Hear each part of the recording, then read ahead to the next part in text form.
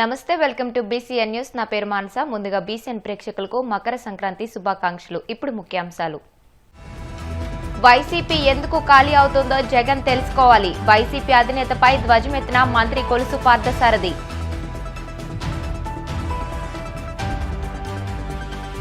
భీమవరం ఎలివేల్పు మావుళ్ళమ్మ అమ్మవారిని దర్శించుకున్న PAC chairman Anjibabu MLA Ganta Srinivasarao కుటుంబ సభ్యులు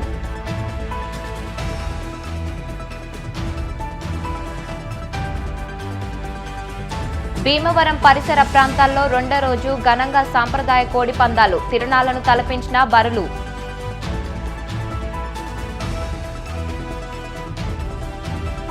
విశాఖ పాతపట్నంలో నిర్వహించిన ముగ్గుల పోటీలకు పెద్ద ఎత్తున తరలివచ్చిన మహిళలు విజేతలకు బహుమతులు ప్రదానం చేసిన నగర సిపి శంకబ్రత బాగ్చి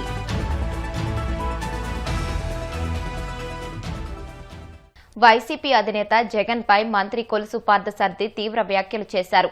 వైసీపీ ఎందుకు ఖాళీ అవుతుందో జగన్ తెలుసుకోవాలన్నారు. బెదిరించడం, కక్ష కట్టడం జగన్ నైజమని చెప్పారు. ఎన్నికల గురించి జగన్ వి పగటి కలలా లేక రాత్రి కలలా అని ప్రశ్నించారు. సంక్రాంతి కేవలం కూటమి నేతలకే అని వైసీపీ నేతలు అంటున్నారని, సంక్రాంతి ఎవరికి అనేది అర్థం లేకుండా, అవగాహన లేకుండా మాట్లాడుతున్నారని విమర్శించారు. మాజీ మంత్రి రోజా అన్ని గాలి మాటలు మాట్లాడతారని వ్యాఖ్యానించారు. వైసీపీ పాలనలో 6,679 కోట్ల విదేశీ పెట్టుబడులు వస్తే కూటమి ప్రభుత్వ పాలనలో 6 నెలల్లోనే 85,000 కోట్ల పెట్టుబడులు వచ్చాయని తెలిపారు. వైఎస్ఆర్ కాంగ్రెస్ పార్టీ నిరాశ నిస్పృహల్లో కొట్టుమిట్టాడుతూ ఉంది. పార్టీ లీడర్లందరూ వెళ్ళిపోతా ఉన్నారు. పార్టీ ఖాళీ అయిపోతా ఉంది. జగన్మోహన్ రెడ్డి గారి పనితీరు పట్ల, ఆయన వ్యవహార శైలి పట్ల ఆయన ఇంకా పద్ధతి మార్చుకోవటం లేదు అనే అసంతృప్తితో పార్టీలోని ముఖ్య నాయకులందరూ కూడా వీడిపోతా ఉన్నారు. వారు చేసిన పాపాలు, మోసాలు, నేర ప్రవృత్తితో చేసిన కార్యకలాపాల ముసుగులన్నీ కూడా తొలగిపోతా ఉన్నాయి. ప్రజలందరూ కూడా ఏమి జరిగింది అని తెలుసుకున్న పరిస్థితుల్లో నిరాశ నిస్పృహల్లో ప్రతి ఒక్కళ్ళు కూడా వైఎస్ఆర్ కాంగ్రెస్ పార్టీ వాళ్ళందరూ కూడా మాట్లాడుతూ ఉన్నారు. నిన్న వైఎస్ఆర్ కాంగ్రెస్ పార్టీ చెబుతా ఉంది, ఈ సంక్రాంతి పండుగ కేవలం కూటమి నాయకులకే అని చెప్పేసి. అసలు వైఎస్ఆర్ కాంగ్రెస్ పార్టీ వాళ్ళకి ఈ పండుగ ఎక్కువగా ఎవరికి వర్తిస్తుందో, ఎవరు ఎక్కువగా సంతోషంగా ఉంటారు ఈ సమయంలో, దాని పట్ల అవగాహన లేకోకుండా, ప్రజల ప్రస్తుత పరిస్థితి గురించి అవగాహన లేకోకుండా, క్షేత్రస్థాయిలో జరుగుతున్న కార్యక్రమాల పట్ల అవగాహన లేకోకుండా కేవలం నిరాశ నిస్పృహల్లో మాట్లాడుతున్నారని చెప్పేసి మనం చేస్తా ఉన్నాను. సంక్రాంతి పండుగ అనేది ఎక్కువగా రైతు సోదరులు వ్యవసాయంకి సంబంధించిన పండుగ. ఈ సమయంలో రైతులందరూ కూడా ఆరుగాలం కష్టపడి పనిచేసి పండించిన పంటలన్నీ కూడా ఇంటికి చేరుకుంటాయి. ఆ పంటలను చూసి రైతులందరూ కూడా సంతోషంగా ఉంటారు. ఈ ప్రభుత్వంలో ప్రత్యేకంగా రైతు సోదరులందరూ కూడా సంతోషంగా ఉన్నారు అనటానికి ఒకటే కారణం, గత ప్రభుత్వం అన్యాయంగా రద్దు చేసిన కార్యక్రమాలన్నింటినీ కూడా పునరుద్ధరించాం. గతంలో ఎగ్గొట్టిన సబ్సిడీలన్నీ కూడా చాలా వరకు, ఉదాహరణకి బిందు సేద్యం కానివ్వండి, పామాయిల్ కానివ్వండి, మామిడి పంటకు కానివ్వండి, ధాన్యం తీసుకుని ఎగ్గొట్టిన డబ్బులు తిరిగి చెల్లించడం కానీ, ఇవన్నీ కూడా రైతులకి చేరినాయి. కాబట్టి రైతులందరూ కూడా సంతోషంగా ఉన్నారని చెప్పేసి మనం చేస్తాను. రైతు పండించిన పంటలన్నింటినీ కూడా మొత్తాన్ని కూడా ధాన్యం ప్రతి గింజ కూడా కొనే దాదాపు 5 లక్షల మంది రైతుల దగ్గర 28,83,288 మెట్రిక్ టన్నులు, అంటే దాదాపు 29 లక్షల మెట్రిక్ టన్నుల్ని రైతుల దగ్గర నుంచి సేకరించి 6,565.84 కోట్ల రూపాయలని కేవలం 24 గంటల లోపల, కొంతమందికి 7 గంటల్లో కూడా అకౌంట్లో వేసిన ఘనత కూటమి ప్రభుత్వం అని చెప్పేసి మనం చేస్తాము. అందుకనే ఈరోజు రైతు సోదరులు అందరూ కూడా సంతోషంగా సంక్రాంతి పండుగని జరుపుకుంటా ఉన్నారు. దాన్ని చూసి బాధపడటమే తప్పితే వైఎస్ఆర్ కాంగ్రెస్ పార్టీ నాయకులకి తాను చేసిన మోసాలు ఏమిటో కూడా ఒకసారి అర్థం చేసుకోవాలి. 21 రోజుల్లో మీ ధాన్యానికి డబ్బులు చెల్లిస్తానని చెప్పిన జగన్మోహన్ రెడ్డి గారు 3-4 నెలలైనా సరే డబ్బులు చెల్లించలేని దైన్య స్థితిలో ఉంటే ఆ ఎగ్గొట్టిన డబ్బులన్నింటినీ కూడా ఈ ప్రభుత్వం చెల్లించిందని చెప్పేసి మనం చేస్తాము. ఈరోజు అంటున్నారు ప్రజల దగ్గర డబ్బులు లేవని చెప్పేసి.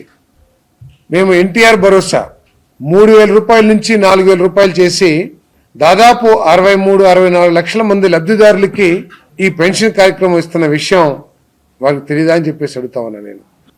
ప్రతి నెల 1వ తారీఖున, ఒకవేళ 1వ తారీఖు సెలవు అయితే అంతకు ముందు రోజే 31వ తారీఖు, 30వ తారీఖు, ఆఖరికి 29వ తారీఖును కూడా పెన్షన్ చెల్లించిన విషయాన్ని గుర్తించాలని చెప్పేసి మనం చేస్తానని.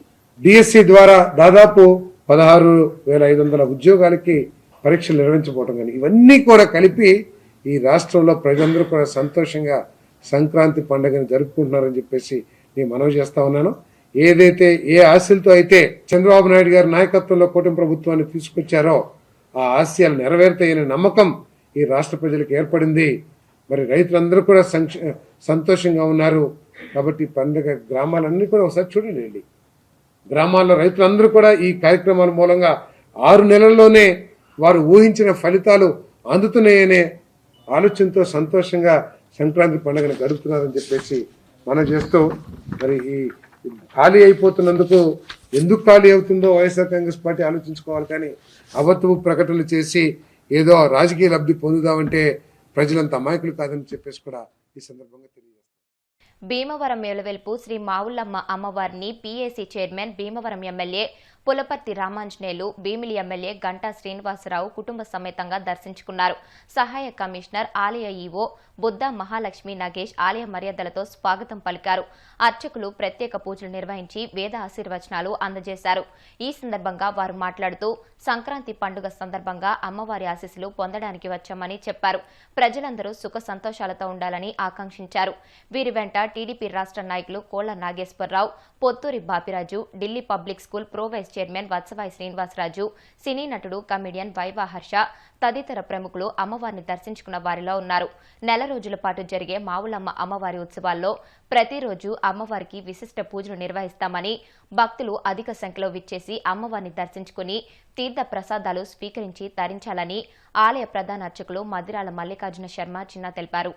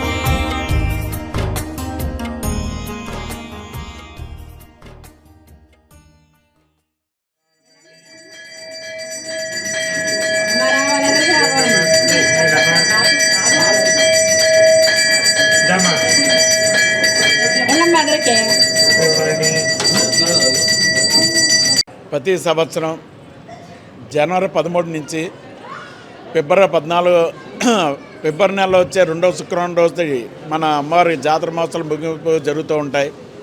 ఈ సంవత్సరం జాతర మహోత్సవంలో భాగంగా ఉదయం అమ్మవారి ఆలయం ప్రాతకాలం తిరగబడి ఆలయం అంతా కూడా శుద్ధి చేసుకుని ప్రాతకాలార్చన, తదనంతరం బాలభోగ నివేదన, అమ్మవారికి మంగళారతి సేవ, అలా 9 గంటలకు అమ్మవారి సహస్రనామ కుంకుమ పూజ,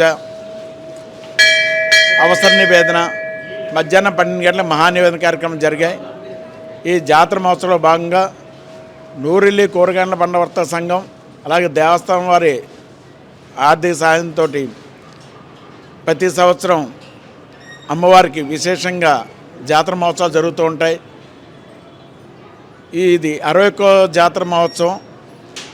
అలాగే ఈ జాతర మహోత్సవంలో భాగంగా నూరిల్లు కూరగాయల పండుగ సంఘం ఒక ప్రతినిధితోటి అమ్మవారికి పొద్దున్నే ప్రాతకాలార్చన, అలాగే విఘ్నేశ్వర పూజ, పుణ్యవచనం, నవగ్రహ మండపారాధన, అలాగే సహస్రనామ కుంకుమ పూజ చేసి కలస్థాపన చేసి జాతర మహోత్సవం మొదలు పెడతాం జరిగింది.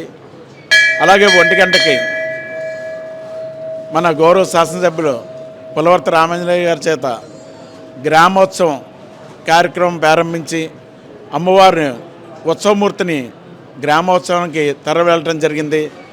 అలాగే సాయంత్రం 5 గంటలకి కళావేదిక మీద సాంస్కృతిక కార్యక్రమాలు మొదలవుతాయి. అలాగే సాయంత్రం 5:30 అమ్మవారు పాలైన విఘ్నేశ్వర స్వామి వారికి పంచాహార సేవ, అలాగే 6 గంటలకు అమ్మవారికి విశేషణ పంచాహార సేవ, నీరాజన మంత్రవృక్షాలు, వేదస్వస్తి, అలాగే 7 గంటల సహస్రనామ కుంకుమ పూజ, రాత్రి 10 గంటలకు ఆలయం మూసివేయబడుతుంది. ఇవి ఈరోజు జరిగే కార్యక్రమాలు. అలాగే ఈ జాతర మహోత్సవాలు జనవరి 13 నుంచి ఫిబ్రవరి 14వ తారీఖు వరకు కూడా ఈ సంవత్సరం జరుగుతూ ఉంటాయి. చివరి 10 రోజులు కూడా అమ్మవారికి అష్టలక్ష్మీదేవి అలంకరణ చేయడం జరుగుతుంది. చివరి రోజున అఖండ అన్న సమారోహం రోజున అమ్మవారికి అన్నపూర్ణాదేవి అలంకరణ చేసి భక్తులందరూ కూడా దర్శనం ఇవ్వడం జరుగుతుంది. కాబట్టి ఈ జాతర మహోత్సవాలన్నీ కూడా తరించి అమ్మవారి యొక్క దర్శనం చేసుకుని అమ్మవారి కృపకి పాత్రగాను కోరుతున్నాం. జై మావులమ్మ తల్లికి జై, జై మావులమ్మ తల్లికి జై. భీమవరం చిన్నమిరంలో సంక్రాంతి సంబరాలు ఘనంగా జరుగుతున్నాయి. ఈ సందర్భంగా సాంప్రదాయ కోడి పందాలు జరుగుతున్నాయి. వీటిని తిలకించేందుకు పెద్ద ఎత్తున గ్రామస్తులు, బంధుమిత్రులు తరలివచ్చారు. మాజీ సర్పంచ్ బుద్దరాజు శ్రీనివాసరాజు సంక్రాంతి శుభాకాంక్షలు తెలియజేశారు.